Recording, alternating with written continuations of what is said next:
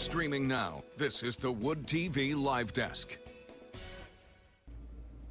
And good afternoon, everyone. Phil Pinarski here with the Wood TV Live Desk. Hope you're having a great start to your Tuesday. Well, long before the Grand Rapids Griffins ever held up a Calder Cup or were entertaining us over at Van Andel Arena, the team needed a name. And of course, we did end up getting the Griffins as the team's name, but there was a chance it could have been something else, something a little bit more wacky. And the thought of that, of what could have been, has really been part of this team, and that's why they're hosting a theme night this Saturday, What Could Have Been Night, and the Griffins will be taking on a new name, the Flying Toasters. Joining us today to talk all about it is Brandon Nelson. He is the Senior Creative Director for the Griffins. Brandon, thank you so much for being here today. Thanks for having me. Of course, very excited to talk about this because Flying Toasters, you hear that name and it's already it kind of brings a smile to your face a little bit. We were talking about it in the newsroom and everybody kind of got a kick out of it, talking about the brave little toaster cartoons from way back when. Tell us a little bit about the history behind that name, though. I mean, obviously, when the team first came to Grand Rapids, there was a naming contest. People were able to submit a bunch of submissions that they liked, some team name ideas, and Flying Toasters was one of them. Was that a name that maybe could have been the name? Was it maybe second place behind the Griffins, or was it kind of just one that stood out to you guys?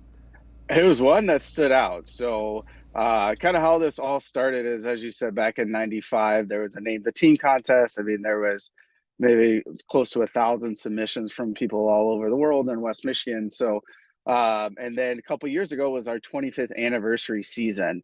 And we reconnected with the folks that won that contest and kind of said, did a whole little documentary on it. So I was curious, like, hey, do we still have the list around here somewhere? And our PR director pulled out this big stack of papers of all the submissions, and I was just randomly going through them, and I was like, man, these are some fun things that we could have been.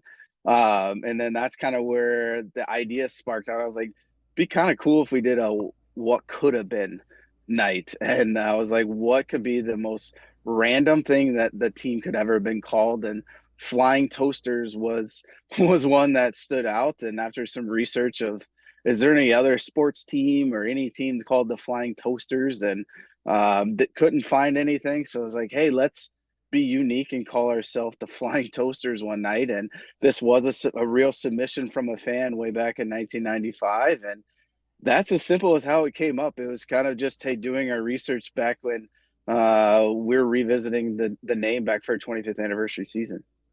Right. Well, I mean, you mentioned that the name stood out to you. I mean, of course it does. Flying Toasters is an incredible name. You said you went through the list. I mean, were there any others that kind of stood out to you besides Flying Toasters? The Aardvarks was one. I think the Aardvarks and the Flying Toasters were the two ones that stood out to me. A lot of them were kind of, the same old, not the same old ones, but more common ones that you would hear. And, that Aardvarks was a potential, but found out there's a lot of high schools in the country that are the Aardvarks. So it was kind of like that wasn't really unique. And then the Flying Toasters just sounded better and better as the more and more I thought about it. And here we are. Yeah, absolutely. And, talking just from your guys' perspective from the Griffins, I mean, why was it important for you guys to host an event like this or a theme night like this where you're giving fans a look into potentially an alternate dimension, alternate reality where the team name Flying Toasters was picked? We always, for our promotional nights and every night, we tried to be unique and fun and get people's attention. Obviously, every year we have our staple promotions, but there's also some weird things that we try to come up with and, pique them interest of what that could be and kind of like, look what the Griffins are doing. I got to check that out, So that's kind of what we wanted to do is a kind of instead of doing the same thing over and over year after year, I wanted to challenge myself and our staff to come up with something that would be a little bit more unique and what you normally wouldn't see in the sports promotions realm. So it's kind of like, hey, Flying Toasters, let's rebrand our whole thing, call ourselves, wear specialty jerseys, do a jersey giveaway. We'll have, items in our merch shop for people to purchase and just have a fun night. And we could have been the Grand Rapids Flying Toasters. So that's kind of where the whole thought process was behind it.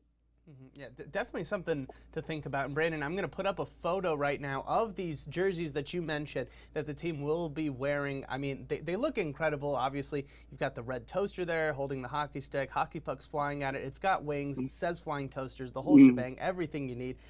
What kind of went into the design behind this jersey? Basically try to make a flying toaster. So when I thought of like this whole concept, I thought, what could be a toaster that's flying? And you kind of do your research, and okay, you kind of pick and choose, and then okay, a flying toaster, easy enough. A toaster with wings, what do those wings look like? We want to be fun and a little animated. Then also you have to give it a face. Obviously, we're a hockey team, so you got to give it a hockey face with the missing tooth and kind of look mean and kind of went after you, and putting on the skates and the stick. So and then a nice little touch was, of course, you have your bagels, you have your toast. They fly out of the toaster in the morning, so you got to have the pucks as your bagel or your toast coming out. So there's kind of bringing toasters and pastries and hockey all in one when designing the logo. So it went through many different phases of trying to think of what makes the most sense and what we would be happy to be put out there. And then obviously the flying toasters font looks like a piece of toast, so it kind of all fits, all brought it together as one.